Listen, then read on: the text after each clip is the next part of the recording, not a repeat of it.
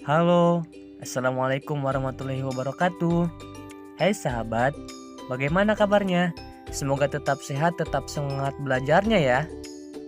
Perkenalkan, saya Doni Herdiana, mahasiswa aktif Prodi Pendidikan Bahasa Indonesia Universitas Galuh.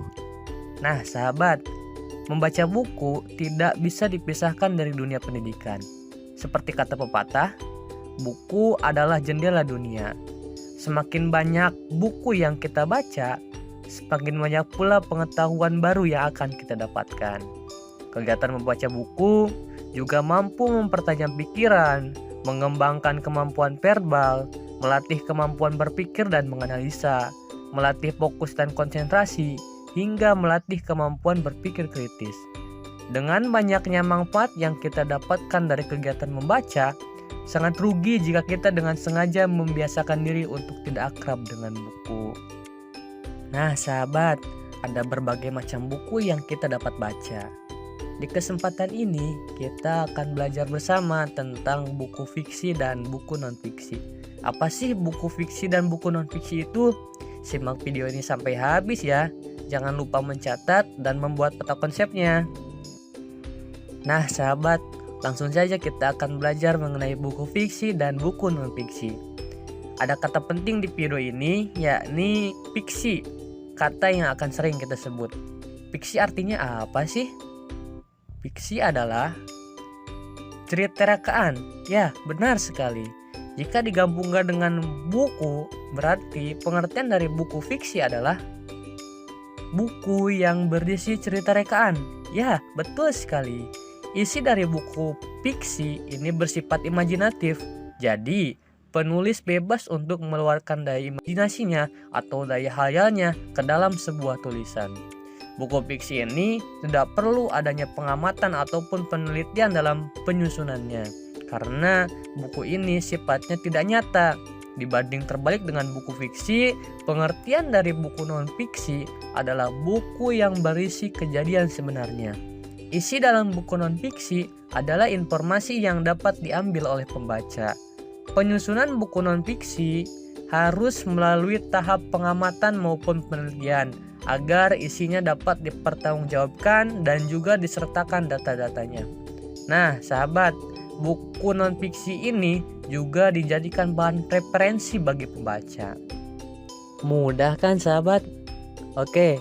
Kita akan lanjut ke ciri-ciri dari buku fiksi dan buku non-fiksi ya. Ciri-ciri dari buku fiksi yang pertama adalah menggunakan gaya bahasa dan majas. Di dalam buku fiksi ini diperbolehkan untuk menggunakan gaya bahasa maupun majas ataupun perumpamaan. Kemudian yang kedua adalah menggunakan kata-kata yang bersifat konotatif.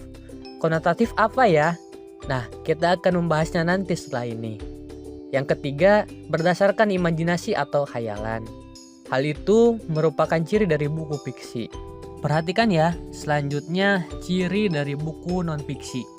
Ciri dari buku non-fiksi yang pertama adalah menggunakan gaya bahasa formal untuk penulisannya. Berbeda dengan ciri dari buku fiksi tadi ya.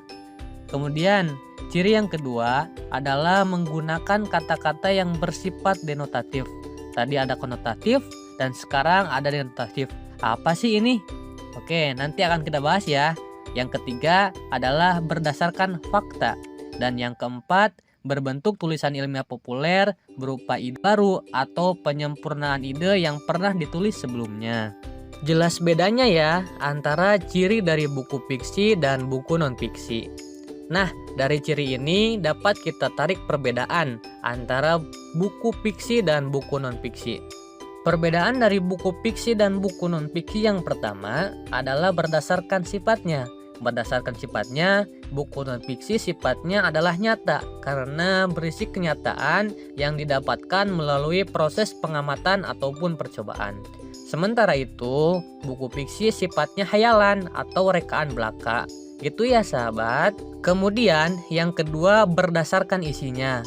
Buku non-fiksi berisi informasi yang dapat diambil atau digunakan oleh pembaca untuk menambah wawasan. Sementara itu, buku fiksi berisi cerita hayalan atau imajinatif yang fungsinya untuk menghibur pembaca. Kemudian, perbedaan yang ketiga berdasarkan bahasanya.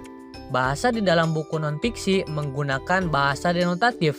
Bahasa denotatif berarti kata-kata yang digunakan adalah kata-kata yang bermakna sebenarnya. Sementara itu, di dalam buku fiksi menggunakan bahasa konotatif.